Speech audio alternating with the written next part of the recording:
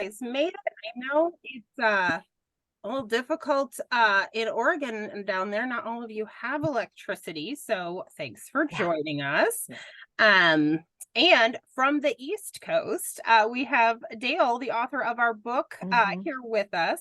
Dale Hanson Bourke is an award-winning writer, editor, business owner, and foundation president who has served on the boards of several international development organizations, including World Vision, Opportunity International, International Justice Mission, and MAP International. So having traveled to 62 countries, she has written about the people she met and the issues they face for a variety of national and international publications. And while running a foundation focused on health needs in Africa, she witnessed the challenges women and girls face, and she and her husband live in Annapolis, Maryland. So welcome, Dale. We're so happy to have you. Thank you. And it's cold here too. Yeah. And late and icy. Yes, and late.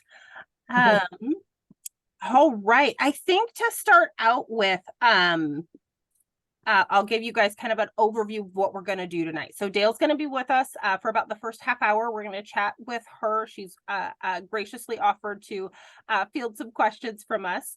And then... but not about skin. But not about skin. We'll leave that one for another day. And then we'll let her go. It's late over there. And then we'll have our chat about the book. And then we'll wrap up with picking the next book and talking about upcoming events that we have going on. So that's the rough overview of where we're going tonight.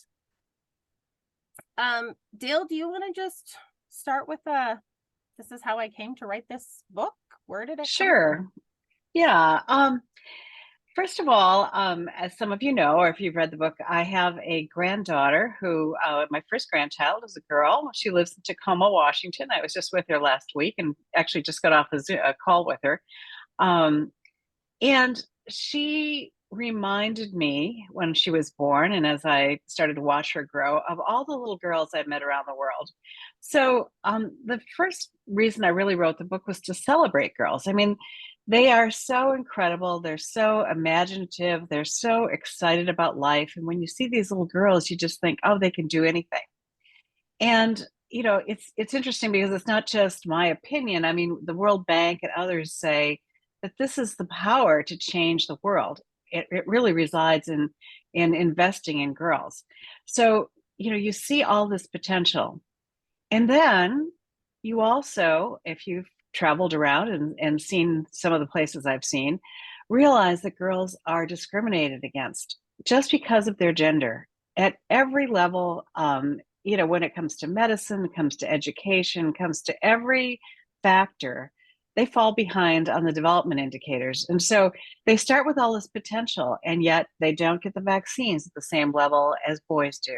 They don't get the education at the same level.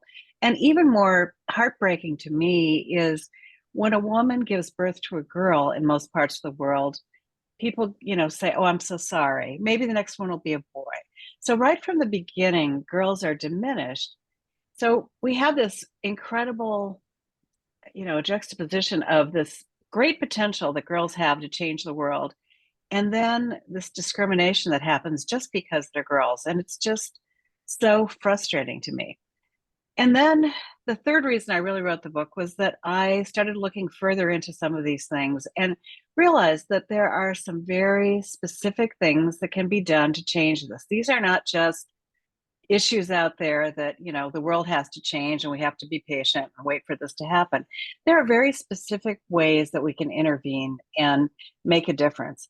And so not only did I want to educate people about the potential of girls and about the discrimination against girls, but I wanted people to see very specifically how they could invest. And I feel like people, I don't ever want someone to walk away and say, well, that just overwhelmed me. I don't know what I can do. I wanted people to have even a small thing they could do. I mean, one of the things that I mentioned in the book, and some of you have read it, so it you know, you can buy the right kind of vitamins and invest in that kind of company. You can, you know, you can donate eyeglasses. You can do something very simple and actually make a difference in the world. So that's kind of an overview of why I wrote the book and, sort of what I'm hoping will come of the book. Thank you. I love that. A lot of powerful motivators there.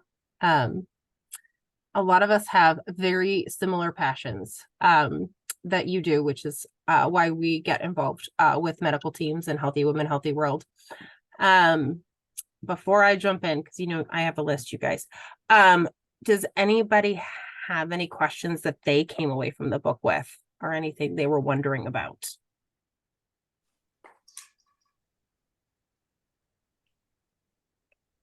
I'm gonna start then. I don't see anybody jumping in. I work with a lot of data in my current role. And so that's what really stood out to me, was the sheer amount of data in the book. How much time did that take you to compile that? Like, did you have a resource? Where did you go to get all of that? Yeah, well, fortunately, between the UN and the World Health Organization, and there are all kinds of organizations out there that are really amazing in what they're doing in terms of gathering the data. So I wrote the proposal and actually got the proposal for the book accepted right before COVID hit. So COVID was my time to write this book. So I spent a lot of time online, writing. And actually, I started writing books before the internet. And I think back and I wonder how I ever did it, where I actually went to libraries and looked things up. But I was able to do a lot of research.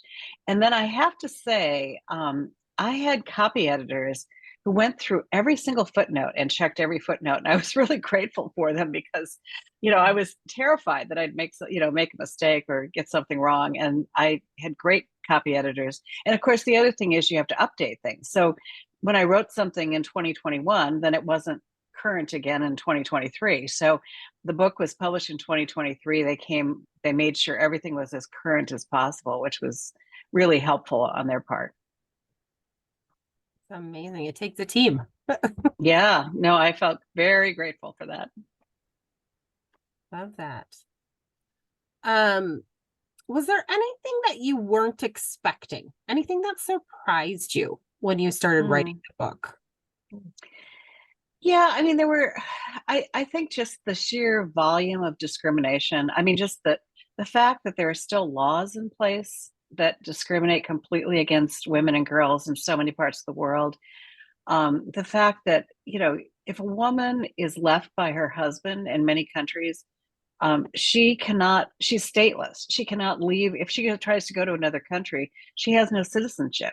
I mean, it's just astounding that, in this time, in this place, in the world as it is, we still think of women and girls as not human in some parts of the world. I mean, it's just amazing how women lack the rights, and some laws specifically discriminate against women. I mean, they say that a woman cannot hold this office or a woman cannot do this. So it's not even just places where women are left out. It's places where women are said, where specifically women cannot do things. I think the other thing that surprised me, and I think this is in a positive way, I started putting things together. Like, I'd always heard people say, oh, it's important to dig wells. And I thought, well, that makes sense. We all need clean water. We need access to water. But what that means for girls' education, I mean, when you start to connect the dots and go, oh, wait, if there's a well, then a girl doesn't have to spend hours, traveling to the, terrible pond, miles away to get this water. And then you go, oh, okay, so that's, those are some very specific things we can do. Digging a well, and in fact, this is one of the things our family has invested in, is digging a well, because it really does contribute to girls' education, and girls' education is so important. So those are, some of the things that really, I guess, surprised me. I have a question. Yeah, go, Jaya. Have you, so as you stated in the beginning and as you explain in the book, the desire to give examples of how people can make a difference, how we can begin to make change. Have you been able to see those ripples? Have you had groups like ours reach out to you or other organizations, that you're beginning to see the ripple effect of what you are hoping to begin to make change. Yeah, thank you. Well, I know that I live in a little community in Annapolis, and when I did the book club for my book in November, the women got really excited and said, "Well, let's start gathering eyeglasses. I mean, that's something we can do." So, and we have a summer camp here, and they said, "Well, especially with kids when they outgrow their glasses, I mean, people don't really know what to do with them." So we started collecting eyeglasses, and my sister, who's a kindergarten teacher and doesn't have a lot of resources, but she got really excited about ordering one of the bags from Chicken Busa, one of the groups that I mentioned. And so I just feel like, people kind of can do what they want to do, but I love when they are sparked to feel really empowered to help. I think it's the first step, and that always makes me really happy to see. I love that there were so many practical applications and such a variety. I thought that was amazing, because really, like you say, anybody can find themselves in one of those ideas, and something that really, I think, would spark their own passion and desire. Well, yeah, and I think that's part of what is important, is that people, and especially, if you're a person of faith, I believe that God, opens those things, for you. I mean, really starts to put the spark in your own heart, and connects you because there's something inside of you that wants to respond. So, maybe one thing won't mean that much to you, but something else will be a passion that ignites your interest. And maybe you'll do some more research, and maybe you'll, be led to an organization, like medical teams or whatever it is. I just want people to get started. I just want people to not feel like they're hopeless or helpless. I want people to be able to know that there's something they can do. Yeah, Karen, go ahead. You're muted though.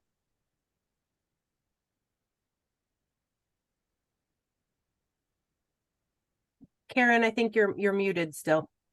We can't hear you. Oh, sorry. Hi, Somebody has to Karen. do that at least once in the evening, right? It's so nice to see you in person. I just want to say I love this book. I love that it's a guidebook. I love that it's accessible for all ages and levels. And I have two nieces, and they're both young adults going into healthcare, and I'm going to get them copies, and I'm excited about that. But I just was thinking, have you thought about getting this into schools or into universities? I think it's so important, obviously, for what you're saying, and that is that it can spark action and educate. And there are so many things, I started reading it and I thought, well, I've been in this for several years. I've worked for World Vision. I've worked for medical teams for a number of years, but there were new things to me in this, and I love that. So I just wondered if you had given any thought to the educational side. That's a great idea. I can talk to my publisher and see if they can, we can do something about that. I can certainly, I did send a copy to the presidents of I went to Wheaton College, so I sent one to Wheaton College, and sent to a couple of universities where I knew people. But Right. That's sort of the extent of it. Thank you that's a great suggestion, though. Actually, now that you say that, Karen, my master's is in global public health nursing, and at Cedarville University back in Ohio, and I'm like, still friends with the chair of the department. Maybe I should send, because we did how to help without hurting was actually one of my textbooks for grad school. So oh wow, good in for that, actually, now that you say that. Thanks for bringing it up. You bet. I love that. Okay, anybody else with a burning question? I was wondering, Dale, this is a big topic. You did such a great job of breaking down all the little nuances that affect girls and women. Is there one area that you feel particularly passionate about? I know you mentioned the wells for your families. Is that the one for you guys, or is there other area that you really got laid on your heart when looking into all of this? Well, I early on I talk about the fact that I lost a baby. I lost a child, and that really for over the years has sort of sparked something in me to say, I can't do anything about my loss, but is there something I can do? And so I know whenever I've been traveling, I've been trying, to find out more about why women lose babies, and how they lose babies, and especially preventable causes. And I guess I would say that's been something that I have had a passion for. And I would also say it's something that makes me so happy to know that we have actually brought that number down. It's less than half of what it was when I lost my baby. The number of I should say this more clearly, the number of babies who die under the age of 5 from preventable causes has been brought down, is half of what it was when I lost a baby 35 years ago. So that's great news. I mean, that means that we're making progress. People like medical teams does such a great job. Let me just say, aside here, I love how practical medical teams is in the field. I love, one of the things that I wrote about in the book is just, you don't have incubators in a lot of places. And so medical teams teaches women how to keep their babies close and keep them, and keep them warm and let them feel their heartbeat. I mean, those are the kinds of things that are so practical and needed in the field, because we can't wait for technology to come in and fix problems. We have to give people the power to do things themselves. And so that's something that I feel passionately about. And, I think that, it's the instinct of every mother to try to protect her children. So if we can give her tools to be able to do that, I think that's such a wonderful thing. I love that. Hi, this is Phyllis. If I could ask a question. Hey, Sure. As you were framing this book, how did you decide on the balance of, you call it a practical guide, but and you use your own grandchild to make it a human story, so to speak. But each chapter is so overwhelming with the detail of the immense trauma that we inflict on girls. And then we get to the practical, but we could give them a wheelchair, or we can give them glasses, or we could give them a vitamin, or we could do, there's 100 things we could do, which was beautiful. I just laud you for gathering all that. But there's that other third of the book, this horrendous part. And I had read it when you first presented to Healthy Women, Healthy Girls. And I just had to force myself to reread it again as I was listening, preparing to listen to you again. So that's what really struck me, because I could barely get through it. And then someone without a medical background, well, how did you balance that as far as how to frame your book? I think maybe I didn't. I mean, I sometimes, I'll tell you, when they asked me to read the audiobook, and I had I first of all didn't think I should do that, because I didn't have a very good voice. And then as I was reading it, I was personally overwhelmed as I would read, and I would just be like, oh, this is so much.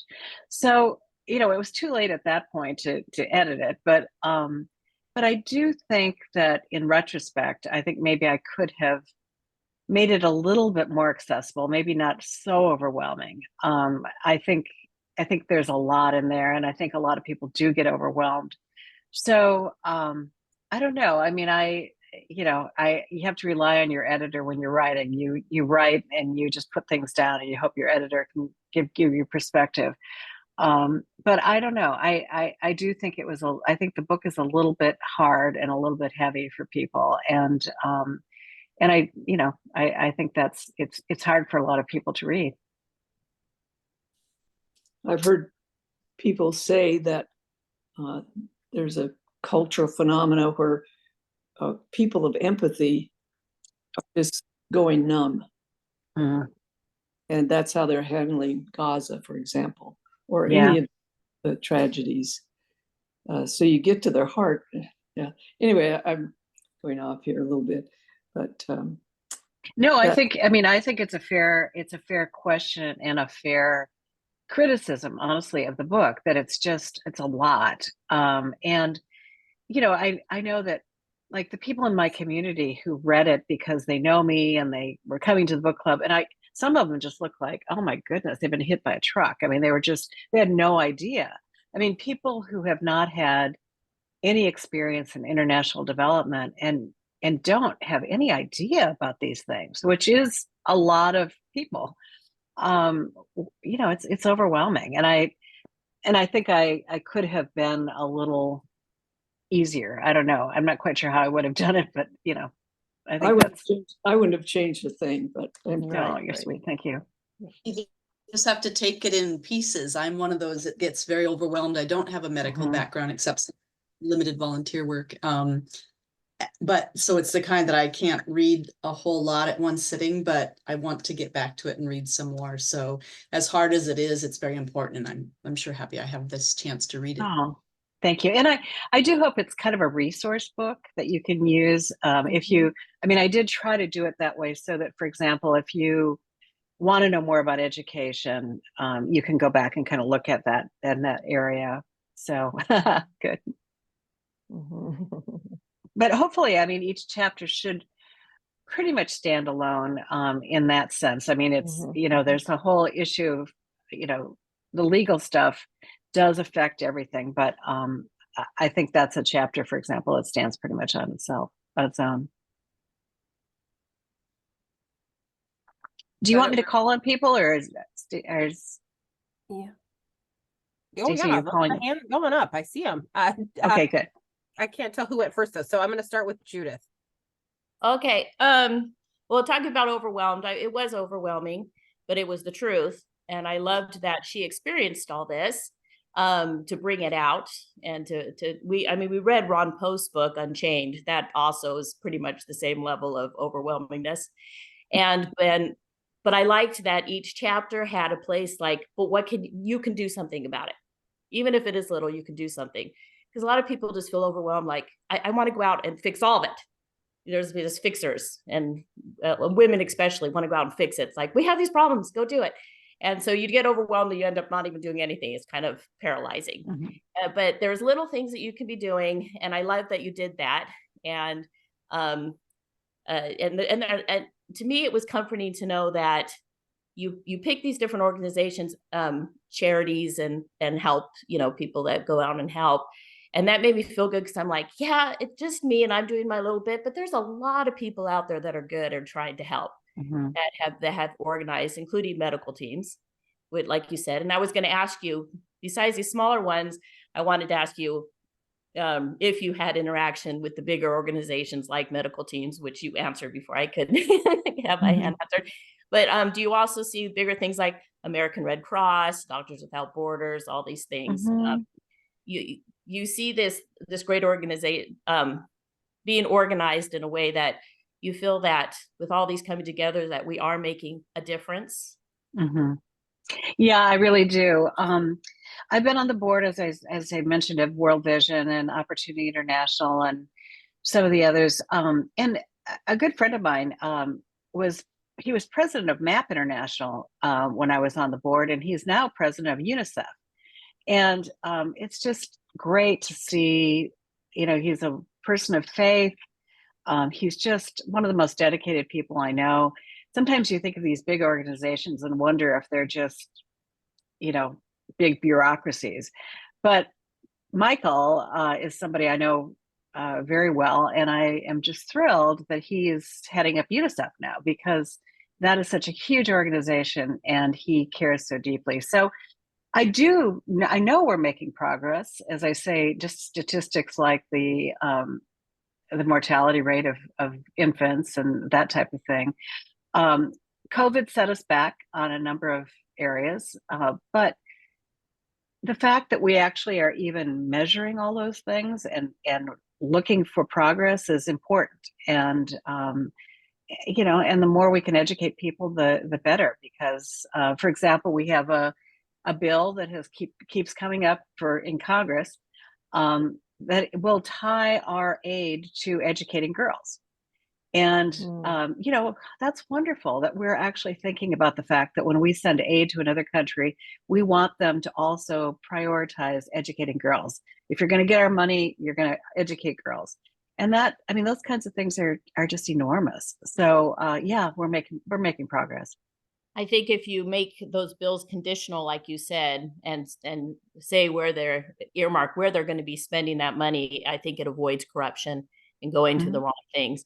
And I'm glad to hear that they have it set directly for that. So that's good. They've got to pass it, but you know. Well, I'm amazed that you said you've been to 62 countries. You've been involved in all these organizations, and I expected you to be like older, you know. And I'm like, you look I'm really 70. Somebody. I'm 70 years old. You look really great, and I was like, wow, she's gone through a lot of experience and a lot of tough things, and she looks great. That also gives me hope. It's the blurred background. Well, thanks for all you've done and are doing. Thank you. It's a good book. That's kind. Thank you. Right. Janine, is it? I just had a comment, Dale. I'm a retired occupational therapist, so I really appreciated your chapter on disabilities. I read, you know, other books like this and all the things we've explored, and I feel like that's an area that gets ignored.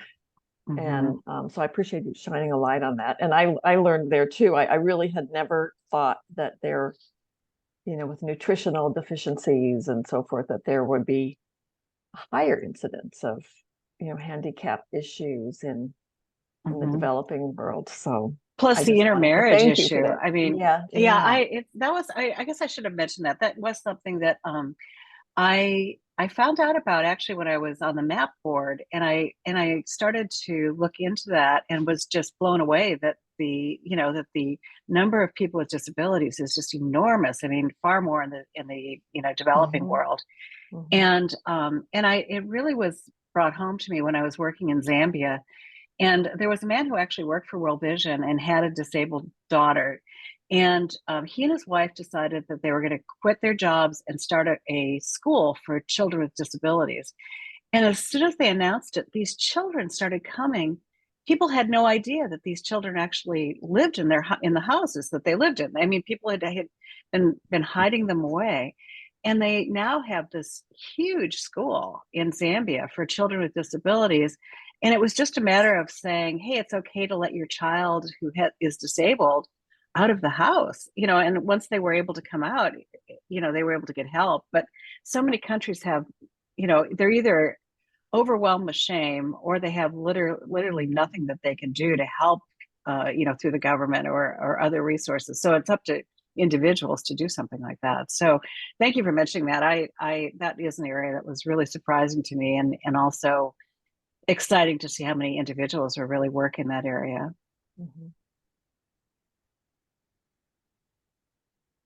Yeah, it really resonated with me too, Janine.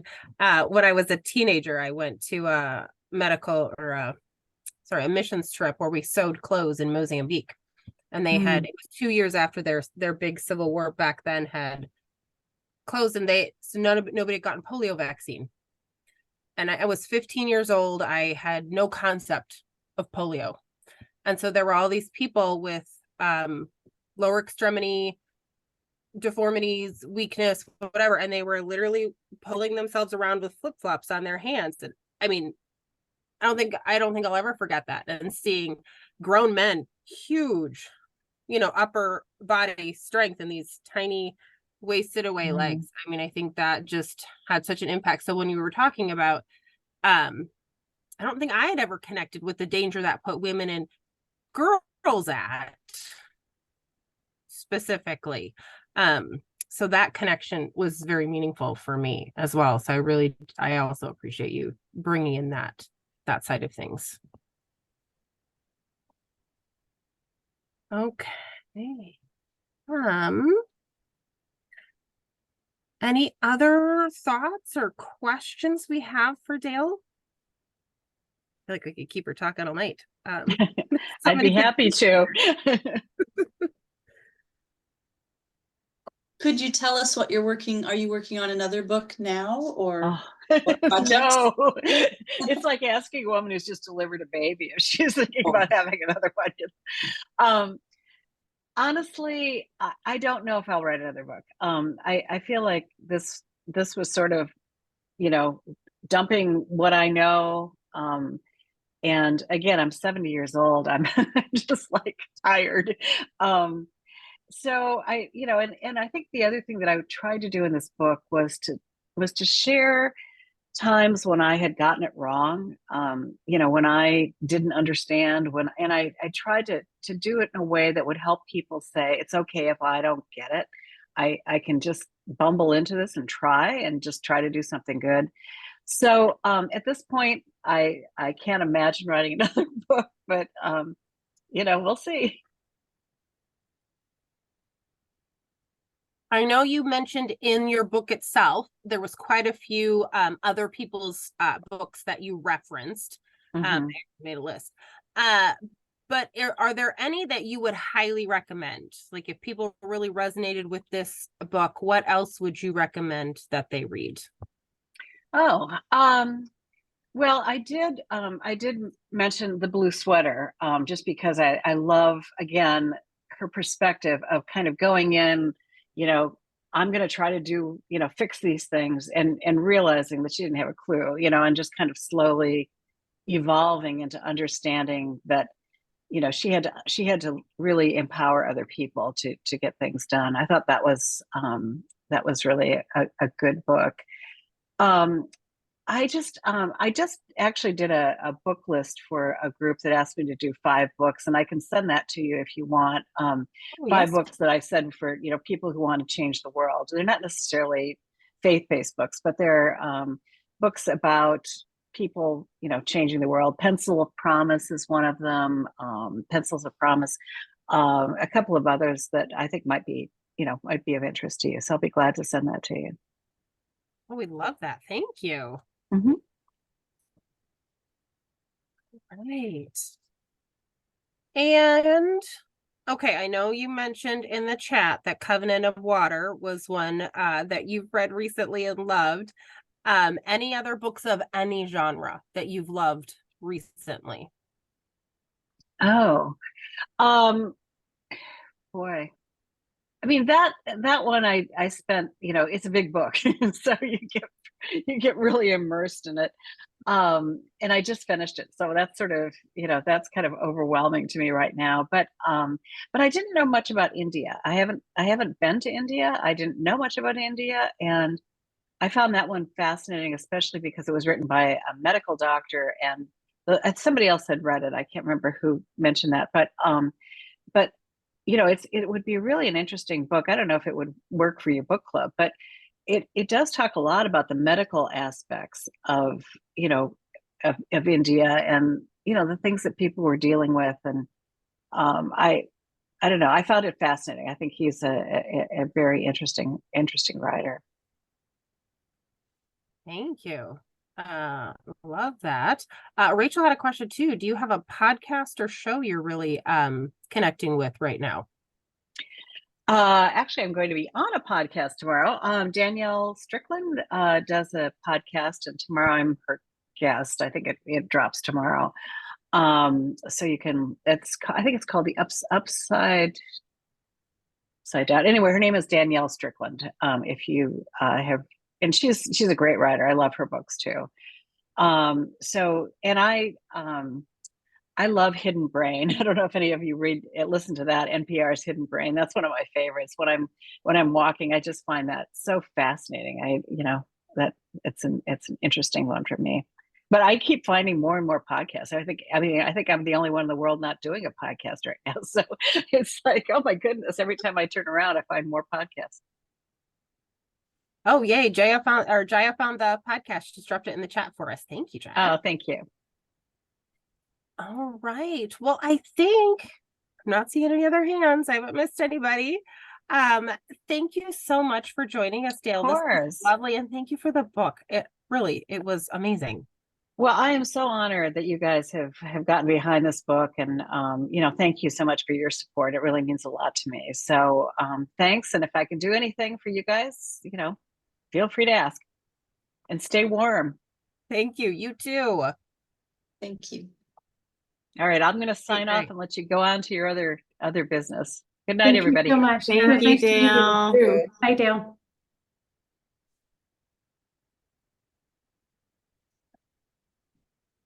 Right. She's lovely. Yes. Loved that. The Other Side of Hope. Oh, okay. All these great recommendations we got. Okay. What section was the most powerful for you guys? What hit you?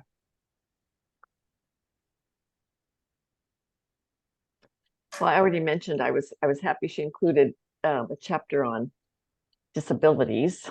If just hard to think of people that are already have such limited opportunities, and then they have some kind of physical disability to deal with. So I was glad she talked about that.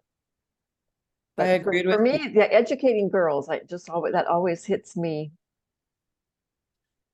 in the gut or something. What a huge impact that can make, and that girls don't have that opportunity. When they start menstruating, they drop out, and have to support their family in other ways. And that's just like a high impact piece that seems really important. I don't remember exactly where in here. It might be under the cultural stereotypes, but where some of the practices that mothers and grandmothers impose upon young girls just mystifies me, of how, or your soon to be daughter-in-law, I mean, just that continued practice of stealing opportunity from young girls. I am baffled by it. And I know that it is cultural and it is not for me, to impart my opinion, but it is hard sometimes to read how mother-in-law, aunts, grandmas can treat young girls. And you would think that they would want to change the practice for the sake of the young women to get ahead. And that is always really hard to read. So we tracked down on YouTube the documentary she mentioned from Cameroon about the ironing of the breasts, and I made my husband watch it with me. We got done and he's like, that's too much. I can't. It's too much. Like, I mean, we have 3 girls. Like he was over. He's like, I know all this happens. You keep alluding to it. You talk about it all the time, but he's like, it's something else to watch it. That was a bit much for him. So yeah. And I agree. I to see the grandmothers like stepping up to help stop it, to me was refreshing, because I don't understand that either. I agreed with you that I really appreciated the statistics, because I'm a stats person too. And also I feel like so often we're saying, oh, women are treated lesser, women are repressed, whatever. Like all these, we just, you just say these things, but this book had stats repeatedly and for a wide number of areas, like so many areas, like it just another one and another one and another one. And it's like it's maybe overwhelming, but also it just like drives the point home that women are seen as lesser in this world. And anyway, but I did really appreciate all of the details and all the statistics and how many, how she kept going with it. So Yeah, to see in black and white the imbalance between girl babies and boy babies.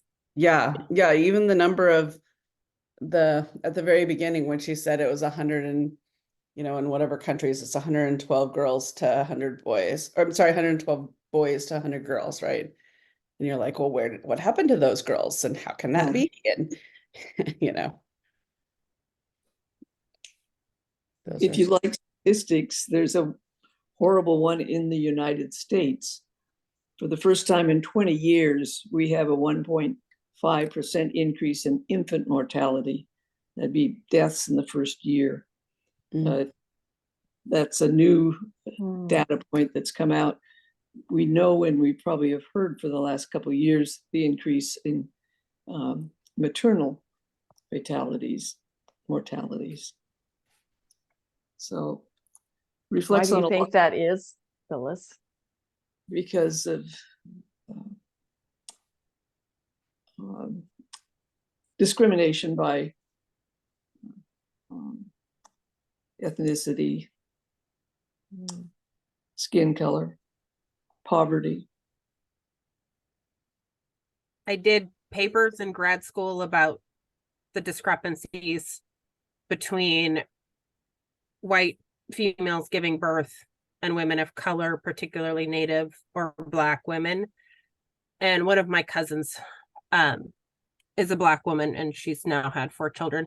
And I have to admit, I got anxious every single time she went into labor, just because I know the statistics. And I'm like, she's had 4 kids. The number, like the chances of her having an issue went up with each one, and it made me anxious. But this time, reading the book and the statistics, my oldest is 15. For the first time, it meant something to me that is the highest cause of death for girls between the ages of 15 and 19. She happened to be in the room at the time. I said, just so you know, should not be getting pregnant. This is a problem. Like, Well, we haven't had a conversation before. I think also with COVID, and it went up a bit, is because we just have a lack of people being able to, in the healthcare, we just have no workers. There's nobody to go to for care, whatever race, there's just no care available.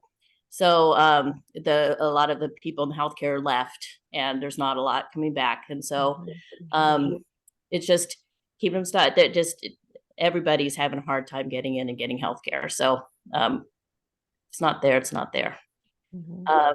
I was surprised with the book that how much just the basics are still lacking in this year. You know, we're 2024, and yet people don't have clean water. They don't have wells. You know, I'm like, how can we not have clean water and sanitation and just the very basics and safety? It's just, you know, education's great, but you can't have education if you are sick because you can't even drink your water. And you can't have education if you're walking to get the water. So I'm just really amazed at how the basics aren't even being met. And with global climate change, how much worse is that going to get before it can get better?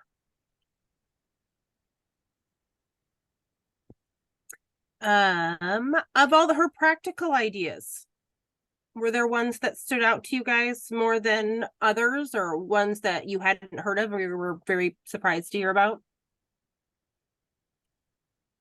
I love the one about the pad project and the women who were manufacturing those. That was so cool. I haven't looked it up yet, but I really want to support that. I thought that was great.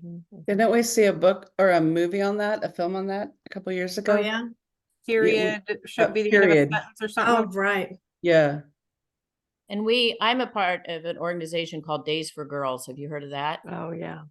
And that is nationwide. I was kind of at the beginning of it when we were just in a living room making these kits together that had washable pads, and we'd bring it to different parts of Kenya and Ghana, and I've taken down to Honduras and a whole variety of places. And so it's kind of the same idea. And then we set up a place where the women could start making it. So it became their micro enterprise. Very cool. So that they could start selling them. And so these girls, because we had girls that would go, and when they're on their period, they just have to stay in their, I don't want to say houses because they're, you know, makeshift huts kind of thing. And they would just have cardboards, and they would just have to squat for the 3 or 4 days. And then they'd end up missing school. And then good-hearted people would donate things and stuff, but men and stuff would take them and use them as, you know, ways to get sexual favors and stuff in order for girls to do it. we saw that the need for the girls to continue the education. So we started spreading and we got really big. And so there is a Days for Girls International, which is still going and pretty strong. And it's very similar to the PAD project. Oh, great. Okay. So if you look up Days for Girls International, there's probably a local chapter wherever you are. I don't know if you're. Awesome.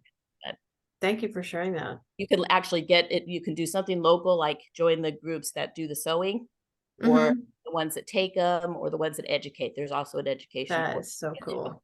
I love that.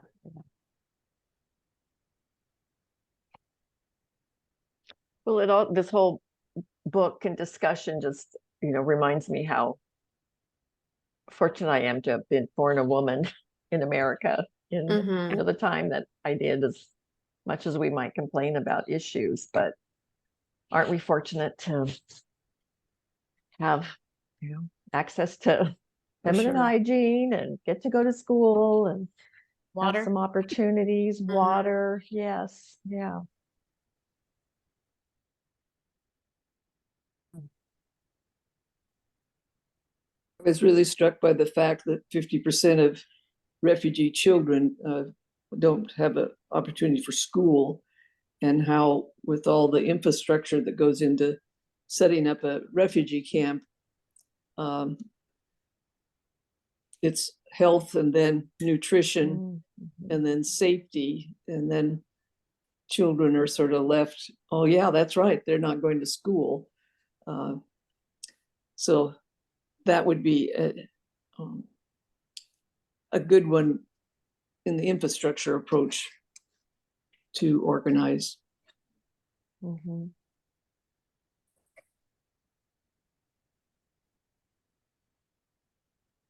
Rachel or Jaya, does medical teams partner with any organizations to help when they go in for crisis, to help meet that side of things? Do we have partners who do the education piece for refugees?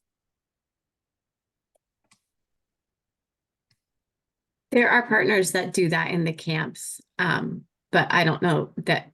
I mean, I think we go in to do the health part, but when I have been at refugee camps, I've seen that taking place. So I think the UN does a really good job of, I assume they're the ones that are doing the coordinating. Karen, do you know more on any of that, or Jaya? I don't, not from what I've seen. I've only been to the field once with medical teams, but from my other travels, there's so many partners that converge to provide services in the camps that by and large, I think it's mostly taken care of. One of the things that strikes me is that medical teams employs 17% of our staff in Uganda are refugees. And so that's an opportunity for women too, to get paying jobs. It's amazing to me. I've been really studying Sudan lately and researching what we do there. And there are something like 50 healthcare workers that are women, and that's huge for a country that is so gender biased, that they actually have those opportunities. So NGOs employing women is a really wonderful thing, and that's happening definitely with medical teams.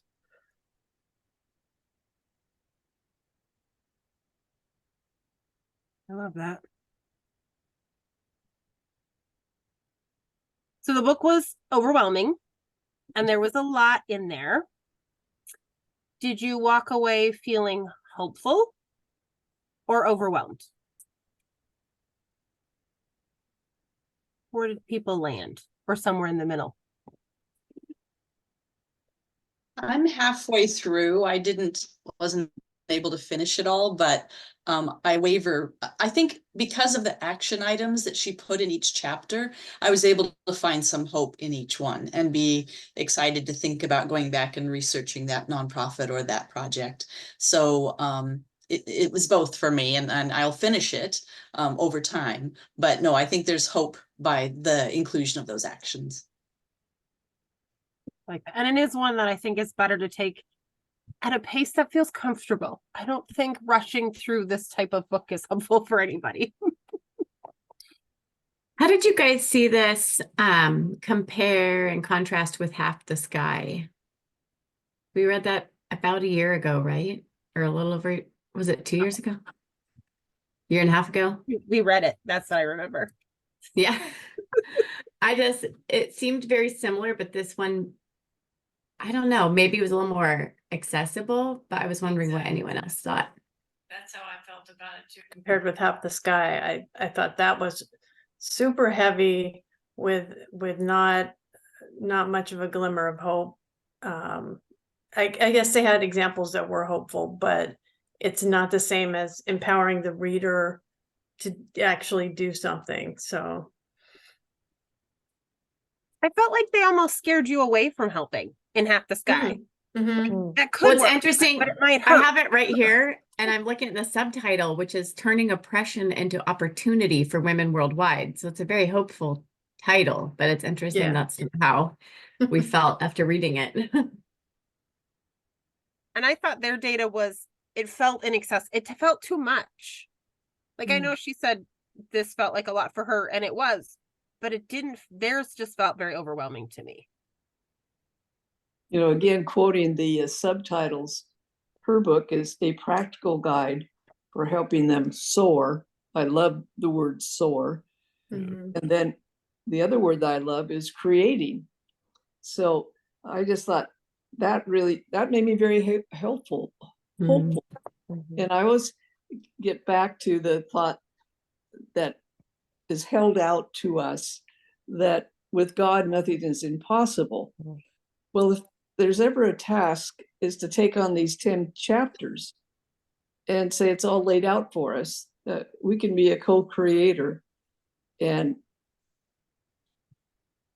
following up on that process, a promise that nothing is impossible, I found this just extremely a hopeful book, even though I could hardly read it myself. But walking away from it, it's very hopeful. We just have to dare to love like Jesus. That's true. I love those Yeah. connections, Phyllis. Mhm. And I listened the first time to her read the book. She did an amazing job for someone who's Oh. never, like, I did not guess she hadn't done that before. I thought she did a really good job. And considering how heavy the topic was, I don't know that I could read it out loud.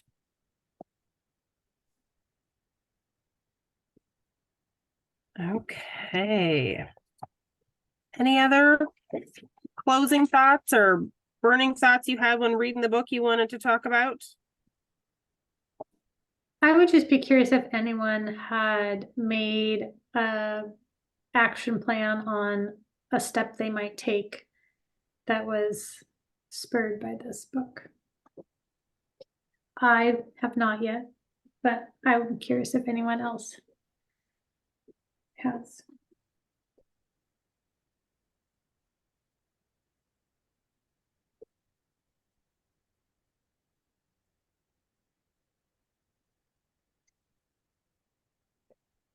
We can Support report medical back in 2 teams. months. Oh, go ahead. I'm gonna support medical teams. Thanks, Janine. I think Pay we you all just have later. to find the one, or two things that we Mhm. feel is our passion that God's equipped us for. And, if everybody does one thing, can we maybe make an impact? Maybe on the last question, being hopeful, I thought, yeah, she made things so accessible, and then like there was no scolding or preaching or Mhm. anything, here are these opportunities, and then she just, her last couple of sentences is just, learn more, just educate yourself, and that's a step we can take too. I already mentioned, I think it should be required reading for young women, teenagers and young adults, because a lot of these issues are new to them and definitely not something they're familiar with in the US. I'm passionate about that, and I definitely will be encouraging my nieces to read it. Oh, I think it's more than women should read it and girls should Oh, read it. yeah. Yeah. I think that, yeah, they Men should should know, know this. especially just living here in America, they should see the advantages they have. And Mhm. that, you know, the respecting boys and men respecting girls and women is important, and then to further it and let them be leaders and hopefully make change too in that way Mhm. worldwide. Well, I take my Smarty Pants vitamins every day. Know that my vitamins are helping. I was gonna say that when I went to the grocery store last week and was looking for vitamins, I had those names of the vitamin companies like fresh in my mind. I'm like, oh, I should buy those vitamins. So we can use our purchasing power. Yeah. Sure. I agreed with one of you just pointed out. I felt like she did a good job of, yeah, making it accessible of you don't have to do everything. You don't have to give everything. Just do, you know, the little bit that you can do is helpful, is good. Like, I don't know, I sometimes feel, you know, like we donate some, we volunteer some, but then it's always like, but did you give enough? You should be giving more. These guys gave more. Why aren't you giving more? You know, and just the feeling of like just every little bit you do is helpful and is good. Or she was talking about going on that one of the best things you can do is go to one of those countries and see how the people live, just to see it, just to experience it and learn more, and then you'll share your experiences and you'll have that knowledge. And I appreciate that because like I went on one of the vision trips to Uganda and saw it and talk about it, and it has changed my you know, it has changed my mindset. But you know, if you tell people about that trip and they're like, well, were you digging toilets? Were you creating water? You know, like all these things, like you're supposed to be saving lives or something. It's like, well, no, we actually didn't get that opportunity on that trip. We just went to see. We went to see what it's like and to learn about what's going on there, and just, you know, appreciating that is something good, right? That's a step, and maybe you know, one of the most important steps, I guess. Anyway.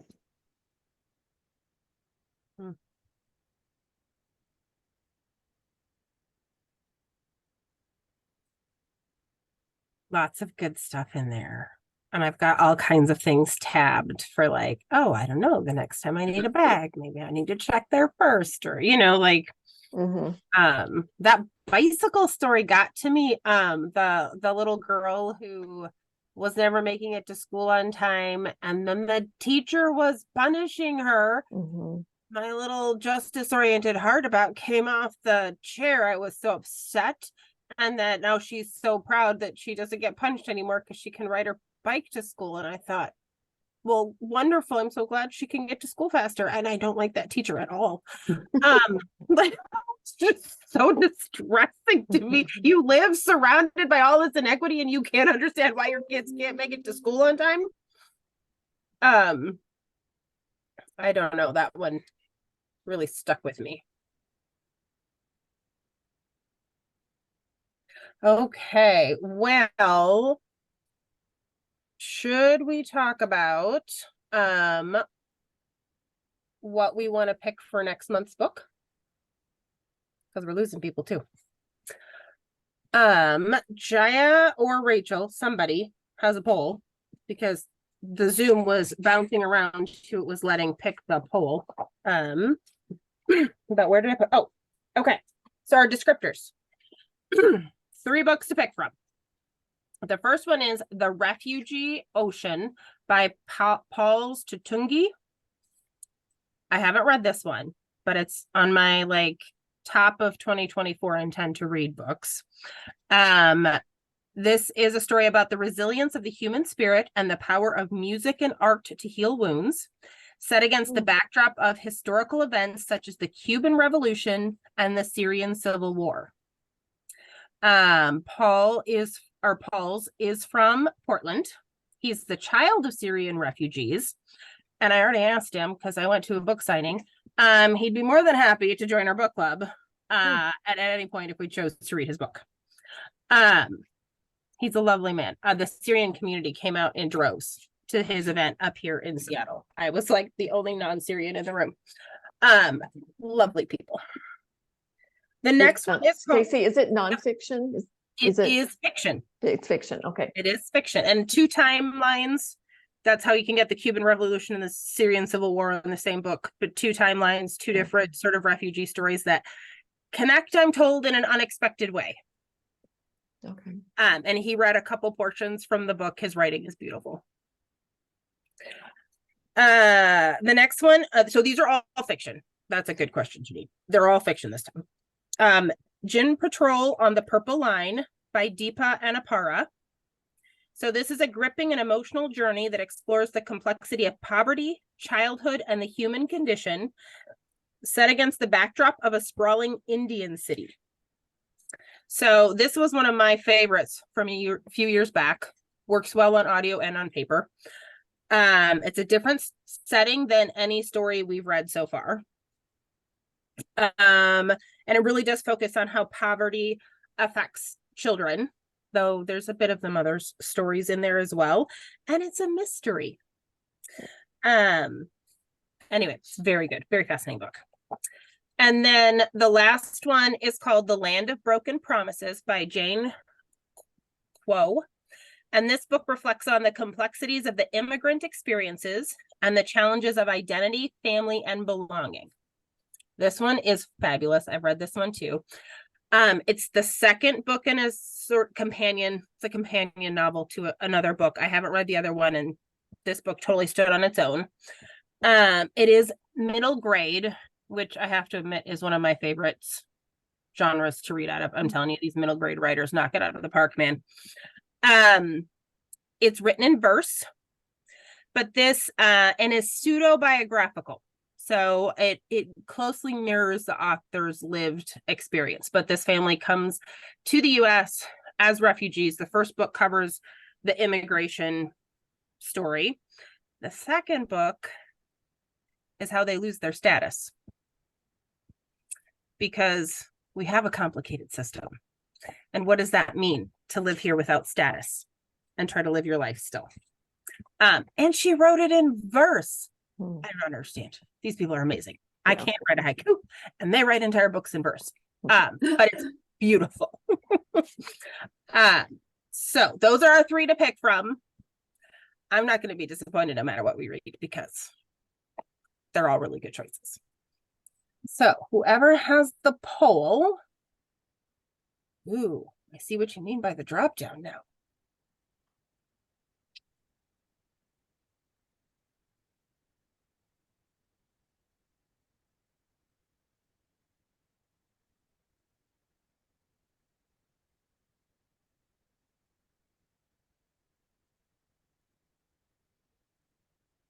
Joy, I don't think you can vote, but if there's a tie, you better have which one that you would vote for. I know. I was realizing I don't get to vote being medical teams. I'm like, what? This is nonsense. If there's a tie, get ready. Get ready. We'll have you break it. So tricky. Have any of you read any of these, by the way? Are these new for folks? Yeah. Okay. New. Okay, it looks like there's a couple people. Oh, 1 person left. I'll give you a few more seconds in case you're still trying to vote. It's close. I know. I always want to read all of them. It's like, I know Stacey does such a good job of. All right, 10 seconds. Stacey, did you vote? I did. All right. Okay. 5, 4, 3, 2.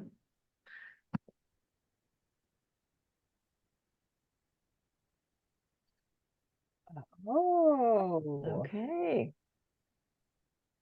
Number Joy, 2. Joy, what were you going to vote for? What was I gonna vote for? I was probably gonna vote for the first one. which would have actually made a tie.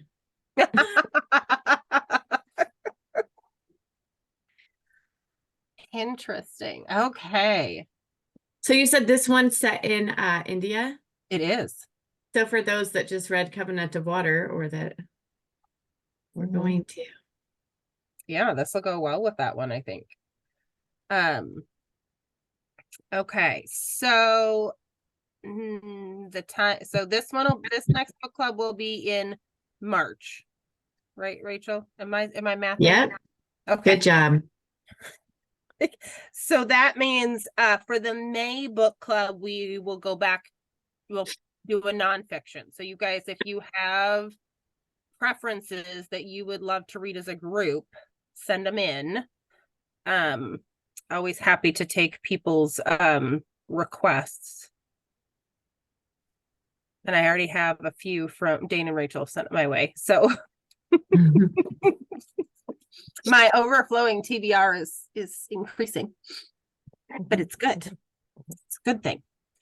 Okay, Rachel or Jaya, who's got upcoming events that we can talk about? Oh, look at that, Jaya. Thanks, Jaya. So usually you guys, I make a slide, but my Power in My Neighborhood just went on about 20 minutes before, maybe 30 minutes before we Great. we came on. Good news. Yeah, yep, it's good. So coming up on Tuesday, January 30th, we're really excited to have one of our medical team's staff with US programs, along with Sophia Velling from Northwest Immigrant Project. And they both have experience working with asylum seekers in the SeaTac area. And I don't know if you followed us or are members of our Facebook page, but some of the ladies and I got to go, in fact, several of you got to go up and stop in and bring a car full of supplies to the growing asylum seekers camp, migrant camp, just north of SeaTac back in, was it October? Yes. And so medical teams has been bringing some Care and Connect clinics to meet the needs there.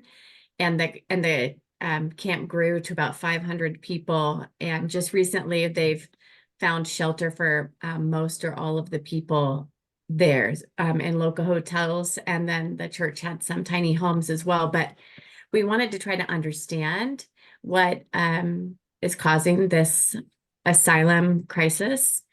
And so we're really excited to have both Shanda, who's our director of our US programs, Care and Connect, and has been there on site serving the people, and Sophia, who has helped some of the families with the immigration process and can give us the background, like the bigger story on what's going on, and then be able to ask some questions too. So that will be in webinar format. So please RSVP on that link and tell others about it. You can share our event on Facebook and tell your friends. It should be really helpful. Like we just talk about learning. It's really confusing to try to figure out that, well, why don't they just stay and wait like everybody else and go through the process? And so it will be really, really helpful as we're becoming empathetic learners of the human experience in books and otherwise, that we can just learn more and continue to see how we can just come alongside people and understand better. So hope you guys can join us for that. If you're in the Portland area, Jaya will be helping host, and I'm sure Janine, if she's around, host a Medical Teams International viewing party on that night live. So, and then I'm not sure if one's going to happen up in the Seattle area, but we'll let you know if it does. Hope you can join us. Thank you so much, Stacy, for tonight, and Jaya for popping in for me just in case something didn't work.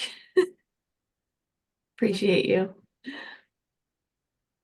No, Thanks I for the enjoyed great this group. conversation. Oh, sorry, Jaya, go ahead. Yeah, I was just going to say I enjoyed this group. I'm happy to be here with all of you tonight. So thank you for setting aside time for us to continue to learn and grow together. Yeah, Good to meet you all. Yeah, glad you were here, Karen. Yeah. All right. Thanks, everybody. Have a good night and stay warm. Right. Thank you, Stacy. Goodbye, All everyone. right. Thank you, Okay, bye-bye. Stacy. Stay safe out there.